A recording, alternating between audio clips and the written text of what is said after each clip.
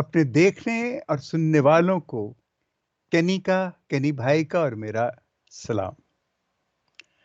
آج کلیسیائی اعتبار سے کلیسیائی کیلنڈر کا 11واں اتوار ہے، اور اس کو ہم کہتے ہیں کہ سال دوم کا یعنی ایئر بی کا دوسرے سال کا یہ 11واں اتوار ہے، اور یہ 11واں عام اتوار ہے۔ اور جیسے کہ آپ جانتے ہیں کہ عام اتوار وہ اتوار ہوتے ہیں جس میں کوئی عید وغیرہ نہیں ہوتی۔ جیسے ہم ابھی بہت سی عیدیں گزار کر کے آئے ہیں، روزے تھے، اس کے بعد یسوع کا مصلوب ہونا، اس کا جی اٹھنا، اور پھر اس کے بعد روح القدس اس کا آسمان پر جانا، روح القدس کا نزول ہونا، اور اس طرح کرتے کرتے ہم آخر میں آئے یسوع کے پاک بدن اور خون کی جو عید ہم نے پچھلے اتوار ہم نے منائی۔ اور اس کے بعد اب ہم عام اتواروں میں، تو ہمارے حساب سے یہ جو عام اتوار ہیں یہ بڑے خاص اتوار ہوتے ہیں، کیونکہ اس دن یسوع خود ہم سے ہم کلام ہوتا ہے۔ تو آئیے پہلے ہم تلاوتیں دیکھیں کہ کیا ہے۔ آج کی پہلی تلاوت ہے حزقیل نبی کا صحیفہ، اس کا 17واں باب 22ویں آیت سے لے کے 24ویں آیت تک، اور زبور 92۔ دوسری تلاوت ہے پولوس رسول کا خط کرنتھیوں کے نام، دوسرا خط کرنتھیوں کے نام، اس کا 5واں باب 6 سے 10ویں آیت تک۔ اور آج کی انجیل جلیل ہے مقدس مرکز کے مطابق اس کا 4 باب 26ویں آیت سے لے کے 34ویں آیت تک۔ تو آئیے ہم پڑھیں آج کی انجیل جلیل۔ مقدس مرکز کی انجیل، اس کا 4 باب 26ویں آیت سے لے کے 34ویں آیت تک۔ اس میں یوں لکھا ہے، اور اس نے کہا کہ خدا کی بادشاہی ایسی ہے جیسے کوئی آدمی زمین میں بیج ڈالے اور رات کو سوئے اور دن کو اٹھے اور بیج اگے اور بڑھے، اور وہ جانے بھی نہ کہ یہ کیسے ہوتا ہے۔ زمین خود بخود پھل لاتی ہے، پہلے پتی، پھر بال میں پورے دانے، اور جب پھل پک جاتا ہے تو وہ فوراً درانتی لگاتا ہے، کیونکہ کاٹنے کا وقت آ پہنچا ہے۔ پھر اس نے کہا کہ ہم خدا کی بادشاہی کو کس سے تشبیہ دیں یا کس تمثیل سے اسے بیان کریں؟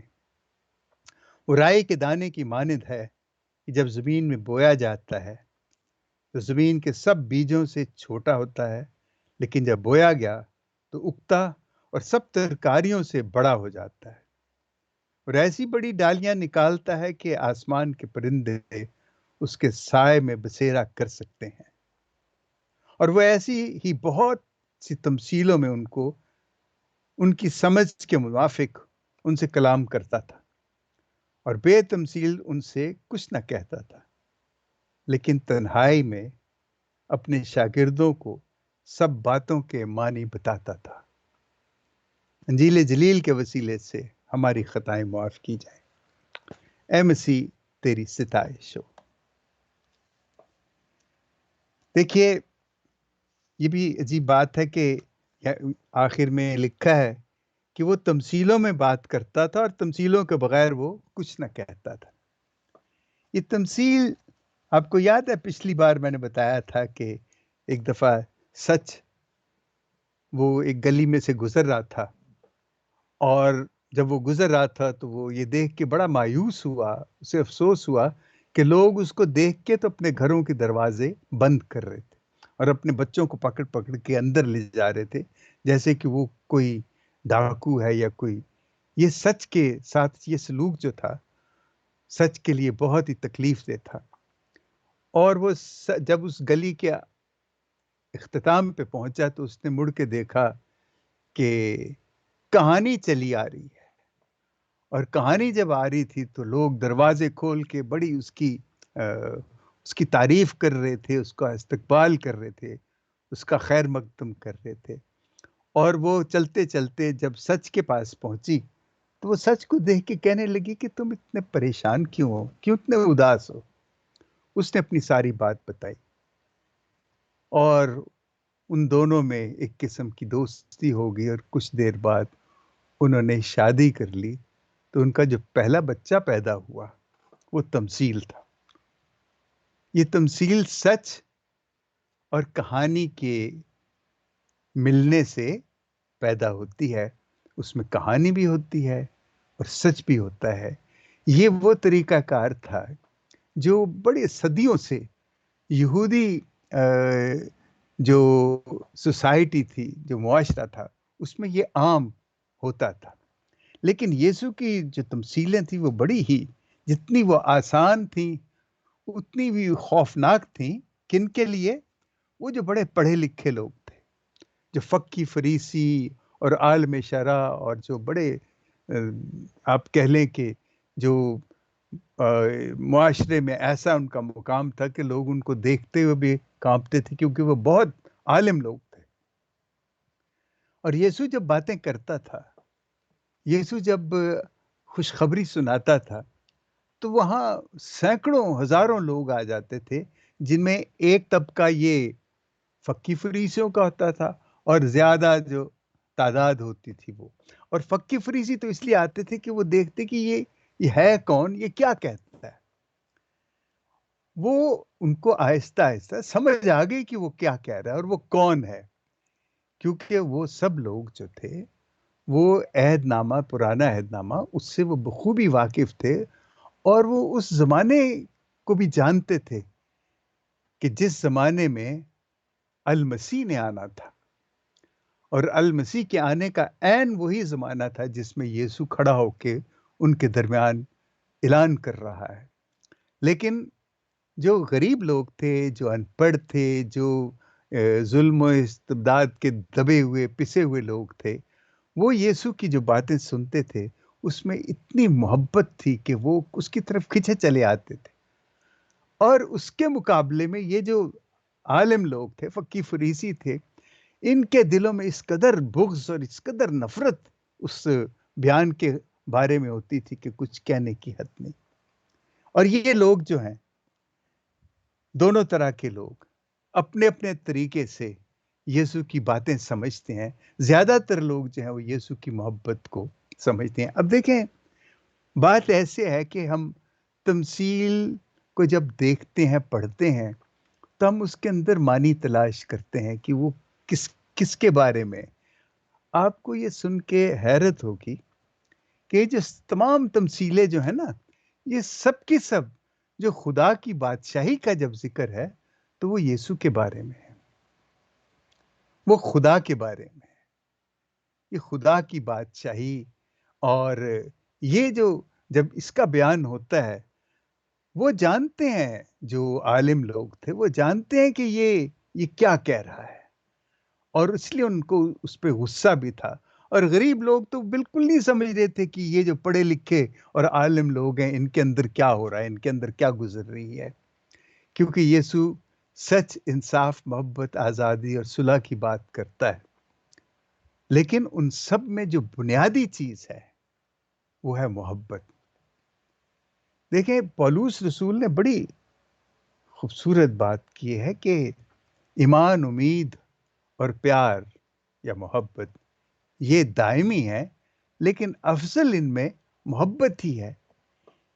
اس پہ آپ سوچیں تو محبت افضل کیسے ہے ایمان سے اور امید سے؟ کیسے محبت؟ کیونکہ یسوع تو وہاں جو باتیں کر رہا ہے وہ محبت کی، امید کی، ایمان کی باتیں کر رہا ہے کہ خدا پہ ایمان رکھنا، اس پہ اپنی امید قائم رکھنا، وہ سب کچھ کر رہا ہے. تو وہ کس طریقے سے وہ جو یہودی تھے، جو عالم شرع تھے، اور وہ سارے لوگ، وہ اس کو کیوں نہیں سمجھ رہے تھے کہ یہ خدا کی محبت کی بات ہے؟ اور جب خدا کی محبت کی بات ہے تو وہ تو خود خدا یسوع کی بات ہے نا. کیونکہ یسوع خدا کا بیٹا، وہ خود اپنے بارے میں بتا رہا ہے. اور یہ چیز وہ عالم شرع جو ہیں وہ اس کو برداشت نہیں کر رہے تھے، اور وہ چاہ رہے تھے. لیکن جو محبت کے بھوکے پیاسے لوگ تھے وہ، اب دیکھیں، میں آپ کو بہت سے حوالے دے سکتا ہوں جو وہ یہودی سمجھتے تھے کہ یہ جو ہے یہ محبت کی جو بات کر رہا ہے یہ کون ہے؟ یہ پہلا آپ اگر اشعیا کا وہ دیکھیں صحیفہ جو ہے 9واں باب جو ہے اس میں تو صاف لکھا ہے، کیونکہ ہمارے لیے ایک لڑکا پیدا ہوا جس نے ہمیں ایک بیٹا عطا کیا، اور صداقت اس کے کندھے پر ہے، اس کا نام یہ ہے، یعنی عجیب، مشیر، خدائے قادر، اب ابدی، سلامتی کا رئیس، داؤد کے تخت اور مملکت پر اس کی حکومت اقبال مندی اور سلامتی کی انتہا نہ ہوگی۔ وہ جانتے تھے کہ جو آنے والا المسیح ہے وہ یہ ہوگا، لیکن ان کو یہ سمجھ نہیں آ رہی تھی کہ یہ جو باتیں کر رہا ہے ان غریبوں کے ساتھ، وہ آسمان کی بادشاہی کی باتیں کر رہا ہے، محبت کی بات کر رہا ہے۔ اور پولس رسول کہتا ہے کہ محبت اس میں دائمی ہے۔ کیوں اس نے یہ کہا تھا کہ محبت دائمی ہے؟ اس لیے محبت دائمی ہے، محبت سب سے بڑھ کے ہے کہ خدا محبت ہے، اور جب خدا محبت ہے کہ اس کے بعد جو بھی چیز ہوگی وہ اس سے نیچے ہی ہوگی، چاہے وہ دائمی ہو، ابدی ہو، لیکن وہ محبت کے بغیر محبت کا مقابلہ نہیں کر سکتی، کیونکہ محبت تو خدا ہے، اور خدا قادر مطلق ہے، خالق ہے، اور اس نے اپنے بیٹے کو خود، کیونکہ یسوع خدا کا بیٹا ہے، خدا ہے، اس کو بھیجا ہے، اور وہ کھڑا ہو کے جب یہ باتیں کرتا ہے تو ان کو اسرائیلی جو وہ فقی فریسی تھے وہ تو پریشان ہو جاتے ہیں کہ یہ سب کچھ کیا ہے۔ اس کے بعد یسایہ نے اور بہت سی باتیں بھی کہی ہیں، بہت سی حوالے بھی ہیں، 29ویں باب میں ہے، پھر اس کے بعد 61ویں باب میں وہ خداوند کا روح مجھ پہ ہے، اور تاکہ میں ان کو خوشخبری سناؤں، جو میں آپ کو پڑھ کے سناتا ہوں، مجھے زبانی شاید اس طرح یاد نہیں ہے۔ اس میں لکھا ہے کہ اور روح خداوند مجھ پر ہے، اسی لیے اس نے مجھے مسح کیا کہ مسکینوں کو خوشخبری دوں، اس نے مجھے اس لیے بھیجا ہے کہ قیدیوں کو رہائی اور اندھوں کو بینائی دوں، اور کچلے ہوئوں کو آزادی بخشوں، اور خداوند کے سال مقبول کو مشتہر کروں۔ اور اس کے ساتھ وہ یہ بھی، اب جب شاگردوں کو وہ بعد میں بتاتا ہے، جب شاگرد سے پوچھتے ہیں کہ تو یہ تمثیلوں میں کیوں بات کرتا ہے لوگوں کے ساتھ، تو اس نے کہا کہ میں اس لیے بات کرتا ہوں کہ ان غریبوں کو تو سمجھ آ جاتی ہے، ان ان پڑھ لوگوں کو تو سمجھ آ جاتی ہے، لیکن وہ جو بڑے جنہیں کہنا چاہیے کہ جو پڑھے لکھے لوگ ہیں، جو اپنے آپ کو بہت سمجھتے ہیں، وہ ان کے کان ہیں پر وہ سن نہیں سکتے، ان کی آنکھیں ہیں وہ دیکھ نہیں سکتی، اور ان کے دل جو ہیں وہ سخت ہو گئے ہیں۔ اور یسوع اس لیے کہتا ہے کہ میں جو خدا کی محبت کی، یعنی جو میں تمثیل میں بات کرتا ہوں، میں محبت کی بات کرتا ہوں، میں خدا کی بات کرتا ہوں، اور وہ غریبوں کے لیے ہے، محبت جو ہے وہ غریبوں کے لیے ہے۔ دیکھیے یہ ایسے ہی ہے، اس نے کہا کہ اس روز بہرے کتاب کی باتیں سنیں گے، اور اندھوں کی آنکھیں تاریکی اور اندھیرے میں سے دیکھیں گی، اور غریب لوگ خداون میں زیادہ خوشی کریں گے، اور آدمیوں میں سے مسکین اسرائیل کے قدوس سے شادمان ہوں گے۔ اب وہ جو تھے فقی فریسی، وہ اس فہرست میں نہیں آتے۔ یہ پرانا عہد نامہ جو ہے، جیسے میں نے آپ کو ہمیشہ کہا ہے کہ یسوع کو یہ اپنے میں پوشیدہ رکھتا ہے، اور یہ یسوع نے آ کے اس کو آشکارا کیا، اس کو ظاہر کیا، اس کا اظہار کھلے بندوں کیا، اور ان کو سمجھ آئی کہ، اور جو سردار کاہن کے جو سارے چیلے تھے اور یہ فقی فریسی اور یہ عالم، وہ سب سمجھتے تھے کہ یہ سب کچھ کیا ہے۔ اب دیکھیں یہ باتیں تو اپنی جگہ ہیں، اب جو پہلی تمثیل ہے اس کا یسوع نے وہ کیا تمثیل کہی کہ وہ آدمی بوتا ہے رات کو اور سو جاتا ہے، اور دن کو اٹھے تو بیج اگے اور بڑھے، اور وہ جانے بھی نہ کہ یہ کیسے ہوتا ہے، وہ جانے بھی نہ کہ یہ کیسے ہوتا ہے۔ یہ ہے خدا کی قدرت، مطلب یہ ہے کہ خدا ہر وقت ہماری فکر کرتا ہے۔ دیکھیں میں ہمیشہ کہتا ہوں کہ خدا ہمارے کام نہیں کرتا، ہمیں خود کرنا پڑے گا۔ وہ شخص اگر ہل چلا کے زمین تیار کر کے محنت کر کے وہ بیج نہ بوتا تو اس بیج میں زندگی نہیں آنی تھی، اس بیج نے نہیں اگنا تھا. لیکن یہ جو زندگی، یہ جو بیج اگتا ہے، یہ خدا کی قدرت ہے. اور وہ کیوں اگا؟ اس لیے کہ جس شخص نے محنت کی ہے اور جن کے لیے وہ بیج ہے، بویا گیا ہے، خداوند ان کا خیال رکھتا ہے. وہ اس کے اپنے بندے، وہ غریب لوگ ہیں، وہ مسکین ہیں، تو وہ ان کے لیے وہ معجزے کرتا ہے. یہ معجزہ ہے کہ ایک بیج جو ہے وہ کس طریقے سے وہ زندہ ہو جاتا ہے اور پھر وہ پودا بنتا ہے. اور پھر وہ، یہ پہلی تمثیل میں ہم کبھی نہ بھولیں کہ دیکھیں، یہ خدا ہمیشہ ہمارے ساتھ ہے. اس کو پتا ہے کہ کہاں اس نے دخل دینا ہے اور کہاں اس نے دخل نہیں دینا. ہم ہر وقت اس کے پیچھے پڑے رہتے ہیں کہ وہ ہمارے ہر کام میں دخل دے. چھوٹے سے چھوٹے کام میں بھی ہم کہتے ہیں کہ خدایا تو یہ دیکھ، میں امتحان دینے جا رہا ہوں، میری مدد کرنا اور مجھے سارے سوالوں کے جواب زبانی یاد کروا دینا. ایسے نہیں ہوتا. اور خدا یہ بتا رہا ہے، لیکن خدا کرے گا، وہ معجزہ کرے گا اور وہ کرتا ہے.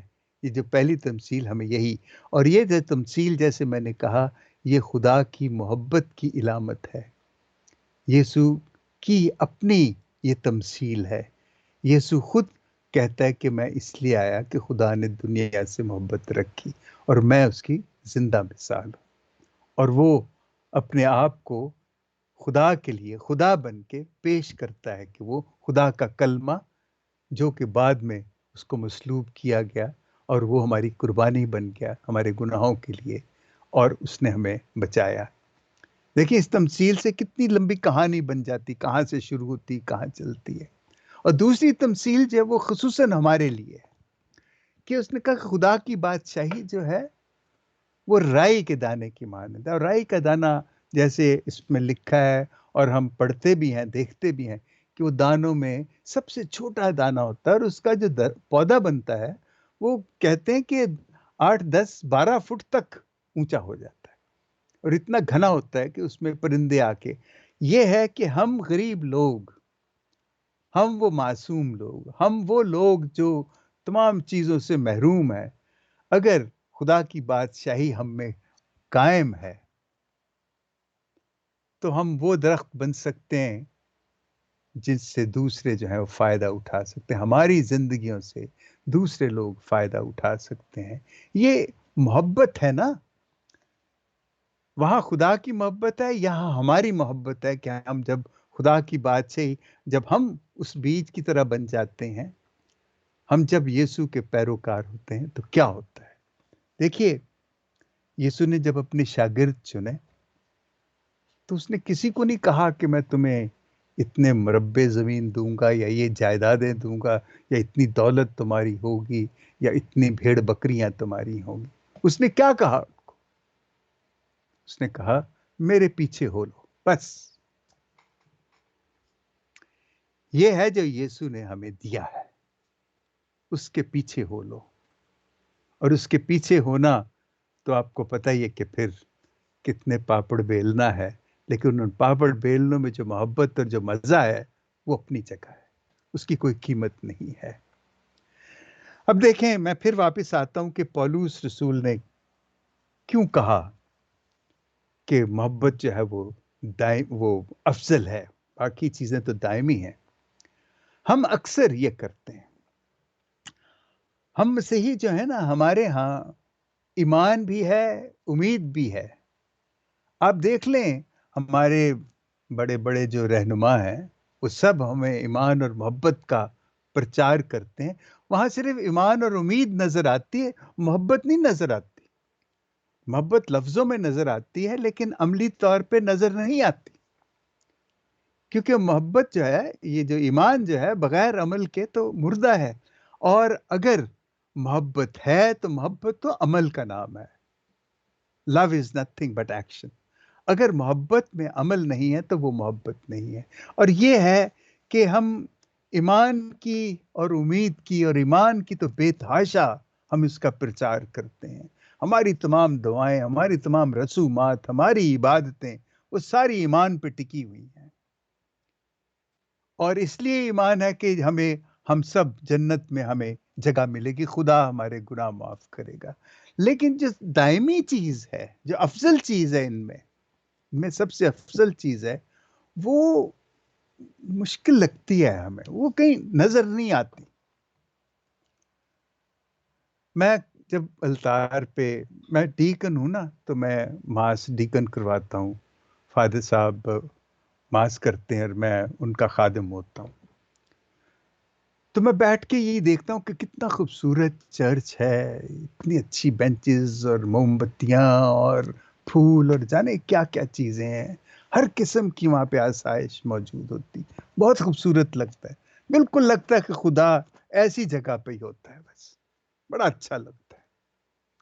لیکن کئی دفعہ دل میں یہ بات ضرور اٹھتی ہے کہ یہ سب ایمان کی علامتیں ہیں، ہمارا ایمان ہے، اور اس ایمان نے ہمیں یہ امید دلائی ہے، اور محبت جو ہے وہ صرف اس چار دیواری کے اندر ہی ہے، جس کی ہم باتیں کرتے ہیں، بہت بولتے ہیں، بہت کچھ کہتے ہیں، لیکن اس کی عملی شکل جو ہے وہ باہر، ہم اپنے خاندانوں میں ہی نہیں کر سکتے تو ہم خاندانوں سے باہر کیا کریں گے، اور اپنی برادری کے لیے، اپنی کمیونٹی کے لیے، اپنی کلیسیا کے لیے کیا کریں گے؟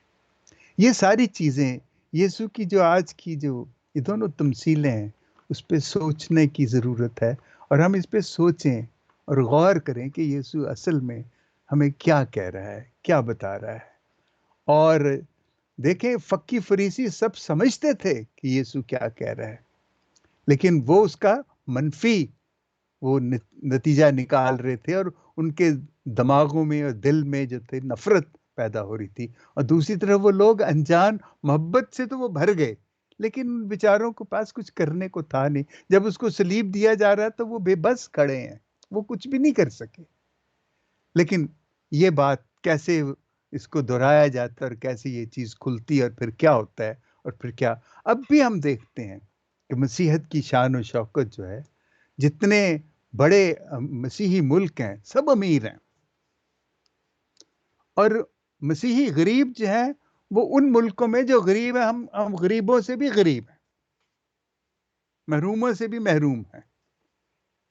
یہ جو سب کچھ ہے، یہ اس لیے نہیں ہم کمزور ہیں یا خدا ہمارا خیال نہیں کرتا، اصل میں ہم خود اپنا خیال کرنے میں کچھ کوتاہی کر رہے ہیں، ہم کچھ اپنے آپ کو بھی یا تو خدا کے اس کلام کو نہیں سمجھ سکے، یسوع کی قربانی کو نہیں سمجھ سکے، ہم کہیں نہ کہیں اٹکے ہوئے ہیں۔ ہم خدا سے دعا کریں کہ اے خدا ہمارے دماغوں کو کھول، اور ہمارے دلوں کو مضبوط کر، وہ حوصلہ دے کہ ہم نکل پڑیں، اور ہم نکل پڑیں تاکہ ہمارے جو محروم لوگ ہیں وہ محرومیوں سے خلاصی پا سکیں۔ آمین۔ باپ اور بیٹے اور روح القدس کے نام میں آمین۔